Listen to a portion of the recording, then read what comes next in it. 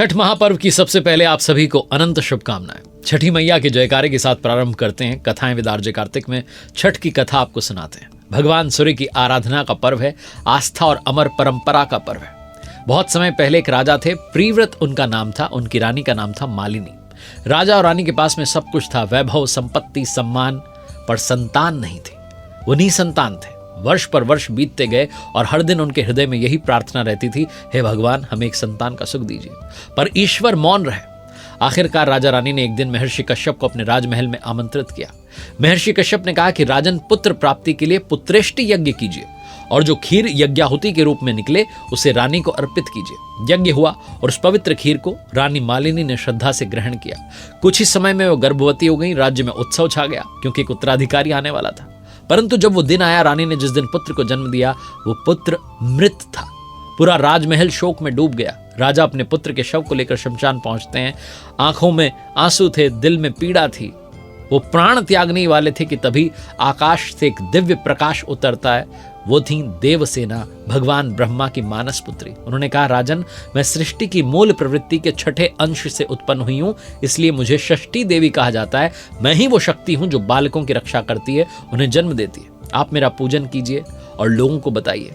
राजा ने विधिवत पूजा की कार्तिक शुक्ल षष्ठी के दिन, और कहते हैं देवी की कृपा से उन्हें एक सुंदर जीवित पुत्र की प्राप्ति हुई। राजा ने पूरे राज्य में देवी षष्ठी की महिमा का प्रचार किया, गुणगान किया, और तभी से इस पर्व की शुरुआत हुई जिसे आज हम श्रद्धा से छठ महापर्व के नाम से जानते हैं।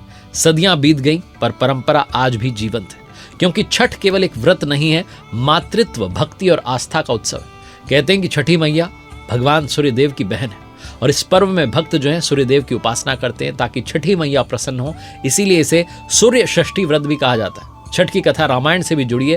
कहते हैं कि जब भगवान राम रावण का वध करके माता सीता और लक्ष्मण जी के साथ अयोध्या लौटे तो कार्तिक मास की शुक्ल षष्ठी को माता सीता जी ने षष्ठी देवी और सूर्यदेव की आराधना की थी।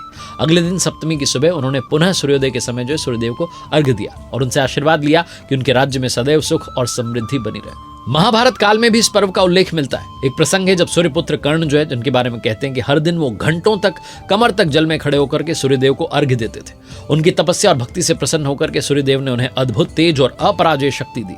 कर्ण की यह परंपरा आज भी जीवंत है, जब हर व्रती जल में खड़े होकर सूर्यदेव को अर्घ्य अर्पित करता है।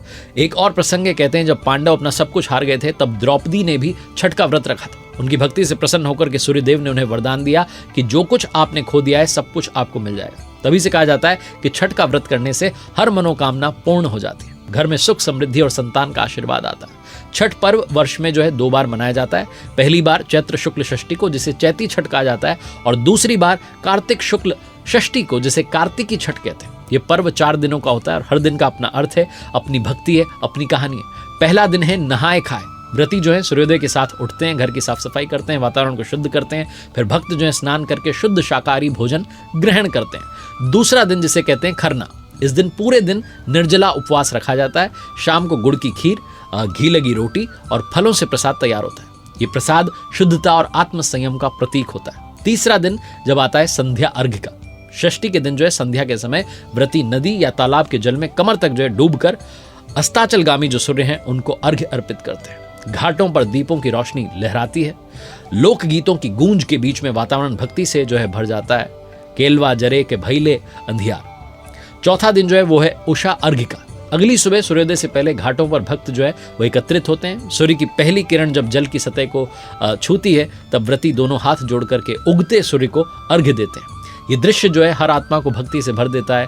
ऐसा लगता है मानो धरती, जल और आकाश तीनों एक साथ भगवान सूर्यदेव की आराधना कर रहे हैं। व्रती 36 घंटे तक निर्जला उपवास रखते हैं, ना भोजन ना जल, सिर्फ भक्ति, श्रद्धा और आत्म संयम। कहा जाता है कि जो इस व्रत को पूरे मन से पूरा करता है उसे छठी मैया जो है स्वयं आशीर्वाद देती हैं। इस दिन शुद्ध घी का दीपक जलाया जाता है। 7 प्रकार के फूल, चावल, तिल, चंदन और सुगंधित जल से सूर्य भगवान को अर्घ्य दिया जाता है और 108 बार जो है मंत्रोच्चारण किया जाता है। ओम घृणिम सूर्याय नमः, ओम सूर्याय नमः। और व्रत के अंत में जो है दान दिया जाता है। छठ महापर्व जो है केवल भगवान सूर्यदेव की आराधना का नहीं है, बल्कि प्रकृति, पवित्रता और मानवता का जो है आत्म संयम का जो है एक बहुत बड़ा उत्सव है। ये पर्व हमें सिखाता है कि अगर आपकी भक्ति सच्ची है तो असंभव भी संभव हो जाता है। आप सभी को एक बार फिर से छठ महापर्व की अनंत शुभकामनाएं।